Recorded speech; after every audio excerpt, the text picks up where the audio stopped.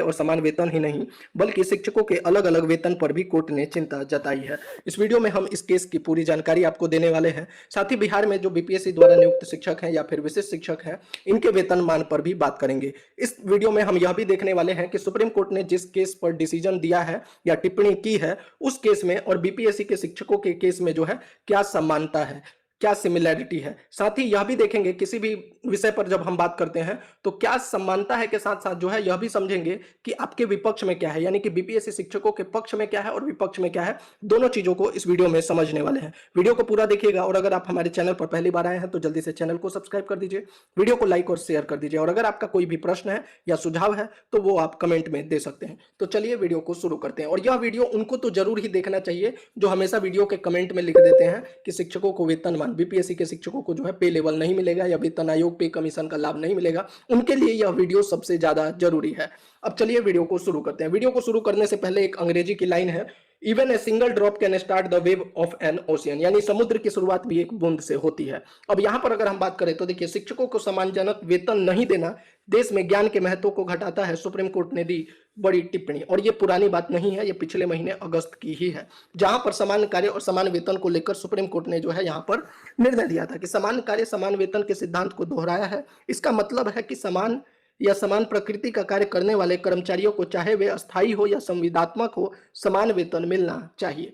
साथ ही यहाँ पर शिक्षकों के महत्व को भी जो है कोर्ट ने यहां पर कहा है कि अदालत ने शिक्षकों को राष्ट्र की बौद्धिक रीढ़ बताया है जो भविष्य की पीढ़ियों का निर्माण करते हैं। यहां पर बहुत सी टिप्पणी जो है कोर्ट के द्वारा की गई है, चाहे न्यूनतम वेतनमान हो, शिक्षा नवाचार का भविष्य संवैधानिक सिद्धांत हो, लेकिन हम इस पर ज्यादा डिटेल में नहीं, हम यह भी समझेंगे दिया जाता रहे कम वेतन। यहां पर जो है सुप्रीम कोर्ट ने जो है सिर्फ समान काम समान वेतन की बात नहीं की है, समान काम समान वेतन के साथ शिक्षकों को जो अलग अलग वेतन मिला है और पुराने 2 दशक से जो है इनको अलग अलग वेतन दिया जा रहा था, यानी कम वेतन दिया जा रहा था, उस पर भी यहां पर सुप्रीम कोर्ट ने टिप्पणी की है कि आप कैसे दो दशक से जो है इन शिक्षकों को कम वेतन दे रहे थे। वहीं आगे भी जो है इस पर वेतन पर कोर्ट ने जताई चिंता, शिक्षकों के कम वेतन पर भी जो है यहां पर सुप्रीम कोर्ट ने इसमें चिंता जताई है कि आप कैसे जो है एक ही काम के लिए 2 तरह का जो है वेतन दे सकते हैं। तो ये तो उस केस का डिटेल है जिसके बारे में मैं बात कर रहा था। अब जो सबसे महत्वपूर्ण है कि इस केस में और बीपीएससी द्वारा नियुक्त जो शिक्षक हैं उनके केस में क्या समानता है और क्या आपके अगेंस्ट है।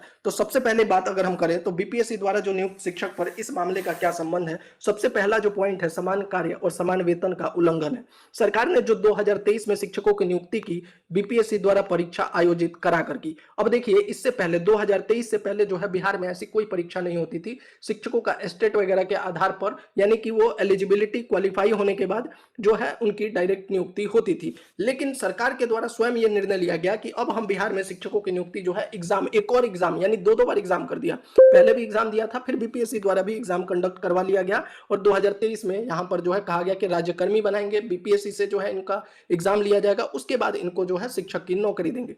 दूसरा जो है, पहले इस प्रकार की परीक्षा नहीं होती थी लेकिन नए शिक्षकों को 2 बार परीक्षा देनी पड़ी। इसके बावजूद उन्हें वही कार्य करना पड़ रहा है जो पुराने शिक्षक कर रहे हैं, किंतु वेतनमान में भेदभाव किया जा रहा है। यही पॉइंट जो है सबसे पहला और सबसे महत्वपूर्ण पॉइंट है जिस पर सुप्रीम कोर्ट ने पहले डिसीजन दिया हुआ है 1 महीने पहले।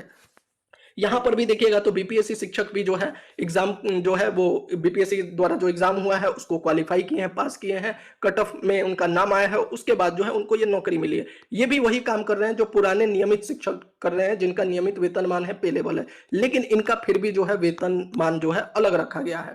दूसरा जो है, इसमें अगर बात करें कार्य एवं योग्यता में समानता, बीपीएससी से नियुक्त शिक्षक वही कार्य कर रहे हैं जो पूर्व से कार्यरत शिक्षक कर रहे हैं। उनकी योग्यता और एलिजिबिलिटी यानी पात्रता भी किसी भी तरह से पुराने शिक्षकों से कम नहीं है। ऑब्वियसली है, जो पुराने शिक्षकों का है और नए शिक्षकों का है, इसमें भी कोई ऐसी नहीं है कि इनका कम है और उनका ज्यादा है। काम भी सेम कर रहे हैं, चाहे वो पीआरटी के हो, टीजीटी के हो या पीजीटी के हो, सभी शिक्षक का कार्य बराबरी का काम कर रहे हैं। जो भी अपने कैटेगरी में शिक्षक है, जिस भी कैटेगरी में, उसमें काम वही काम कर रहे हैं जो पुराने नियमित वेतनमान वाले भी शिक्षक कर रहे हैं। फिर यहां पर जो है अलग अलग वेतन क्यों, वेतन देने में भेदभाव क्यों, पे लेवल क्यों नहीं। तीसरा जो है वेतन में असमानता, बिहार में पुराने और नए शिक्षकों के वेतनमान में अंतर रखा गया है जबकि कार्य और योग्यता दोनों में कोई अंतर नहीं है। जिस मामले का उदाहरण अभी मैंने दिया है वहां भी समान परिस्थिति रही है। यहां जो इस केस की मैं बात कर रहा था, सुप्रीम कोर्ट ने जो निर्णय लिया इसमें भी यही है, सेम काम है, सेम काम किया जा रहा है लेकिन वेतन अलग अलग दिया जा रहा है, जिसके भेदभाव पर जो है सुप्रीम कोर्ट ने टिप्पणी की थी। अब ये तो मैंने वो बातें कर दी जो आपके पक्ष में है, यानी बीपीएससी द्वारा नियुक्त शिक्षकों के पक्ष में। अब आपके अगेंस्ट में कौन कौन सी चीजें हैं जिसके बारे में मैं हर वीडियो में भी बात करते रहा हूं, उस पर बात करते हैं। तो देखिए, बीपीएससी शिक्षकों के मामले में जो अंतर है, विपक्ष के बिंदु है। सबसे पहला जो पॉइंट है, देखिए बिहार में जो एक जॉब तो मैं भी करती थी until बिहार में जो एक शिक्षकों की जो संख्या है, लगभग 5 लाख 6 लाख 2,20,000 के आसपास जो है बीपीएससी शिक्षक है। विशेष शिक्षक 2.62 यानी लगभग 2.5 लाख के आसपास। प्रधान शिक्षक, प्रधान अध्यापक को अगर देखें लगभग 50,000, यानी कुल मिलाकर देखेंगे तो लगभग 5 लाख के आसपास जो है शिक्षकों की संख्या है जिनको राज्यकर्मी का दर्जा मिला हुआ है। थोड़ा बहुत नंबर ऊपर नीचे हो सकता है। अब ये जो 5 लाख शिक्षक हैं, इनके में एकजुटता का अभाव है। ये हमेशा जो है मैं देखता हूं, संघ भी जो शिक्षकों का बनाया गया है वो अलग अलग नाम से बनाया गया है। विशेष शिक्षक संघ, प्रधान शिक्षक संघ, विद्यालय अध्यापक संघ।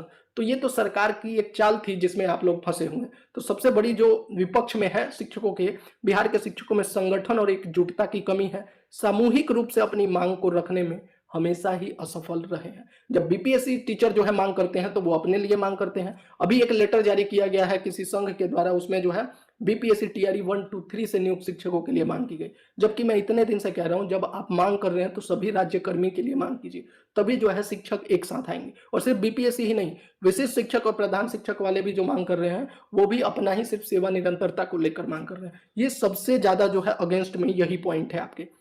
और सिर्फ यही नहीं, एक ही श्रेणी के कैटेगरी में भी शिक्षकों में भेदभाव है। ऐसा नहीं है कि सिर्फ अलग अलग होने से इनके में प्रॉब्लम है। प्रॉब्लम ये भी है, जैसे एग्जांपल ले लीजिए, बीपीएससी में जो है जो टीआरई 1, 2, 3 के हैं, इनमें भी आपस में भी कई तरह का मतभेद है। सीनियरिटी को लेकर, ये स्टेट अदर स्टेट को लेकर कि ये बिहार राज्य के हैं, ये अन्य राज्य के हैं। तो ये दूसरा जो सबसे ये है कि अपने कैटेगरी के शिक्षकों में भी जो है यहाँ पर एकजुटता नहीं है, इनके में भेदभाव होते रहता है।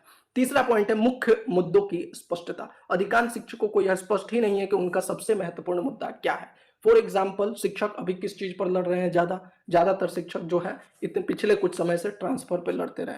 मैं फिर से हर वीडियो में कहता हूं, ट्रांसफर महत्वपूर्ण है, लेकिन ट्रांसफर जो है वो विभाग का मुद्दा है, सीएम का मुद्दा नहीं है। ट्रांसफर के लिए आप सीएम के पास जाते हैं, आपको जाना चाहिए था ट्रांसफर के लिए नहीं, बल्कि पे कमीशन के लिए सीएम के पास जाना था, और ट्रांसफर आपको लड़ के लेना था विभाग से। लेकिन आपने क्या किया कि आपने ट्रांसफर के मुद्दे में सीधे सीएम से कांटेक्ट किया, जबकि आपको सीएम से जो है पे कमीशन पर बात करनी चाहिए थी। एक और पॉइंट है, उन्हें कुछ शिक्षक नेताओं का भी यहाँ पर स्वार्थ। अब ये मैं इसलिए कह रहा हूँ, हो सकता है इस पर बहुत लोग नेगेटिव कमेंट करें, लेकिन फिर भी मुझे यह कहना पड़ रहा है। कई दिनों से देख रहा हूं, पिछले कुछ समय से मैं देख रहा हूं कि शिक्षक नेताओं का कई बार कुछ ऐसी टिप्पणी आई। मुझे ऐसा लगता है कि शिक्षक नेता बार बार में एक लेटर जारी किया जाता है। देखिए, लेटर के माध्यम से आप कर सकते हैं, आपने विभाग को लेटर लिखा है, लेकिन यह भी समझना जरूरी है, जो मैंने अपने पिछले वीडियो में कहा था, कि कौन से मुद्दे को कहां रखना है। अब ये बताइए, आप विभाग को लेटर लिख रहे हैं कि जो है पे कमीशन का लाभ दिया जाए। चलिए, समझ में आता है, आपने विभाग को लेटर लिखा। अभी जो पिछला लेटर लिखा गया है, मैं संघ का नाम नहीं लूंगा, और सिर्फ एक नहीं कई जगह से लिखा गया, उस लेटर में जो है शिक्षकों के जो है पे कमीशन की मांग की गई है। चलिए, ये भी सही है, आपने विभाग को लिख दिया, शिक्षा मंत्री को लिख दिया, लेकिन क्या आपको लगता है कि ये विभाग जो है आपको पे कमीशन देने का जो है इनके पास पावर है? आपको पे कमीशन दे सकता है? आपको पे कमीशन के लिए किसको इन्वॉल्व करना पड़ेगा, और वो भी तब जब अभी चुनाव है। इसमें आपको अगर किसी को इन्वॉल्व करना है तो वो है chief minister of Bihar Nitish Kumar ji, माननीय मुख्यमंत्री। अब तक जितनी भी घोषणाएं हुई हैं वो मुख्यमंत्री द्वारा ही की जाती। जब तक आप जो है सीएम को इन्वॉल्व नहीं करेंगे तब तक पे कमीशन मिलना मुश्किल है। इसीलिए मैं कहता हूं, जितने भी शिक्षक नेता हैं जो फोटो खिंचवा के डाल देते हैं, एक गुलदस्ता लेके जाते हैं, फोटो खिंचवा के डाल देते हैं, तो उनसे रिक्वेस्ट है कि अगर आप सही में शिक्षकों को पे कमीशन दिलाते हैं तो उचित जगह और उचित व्यक्ति से जो है ये मांग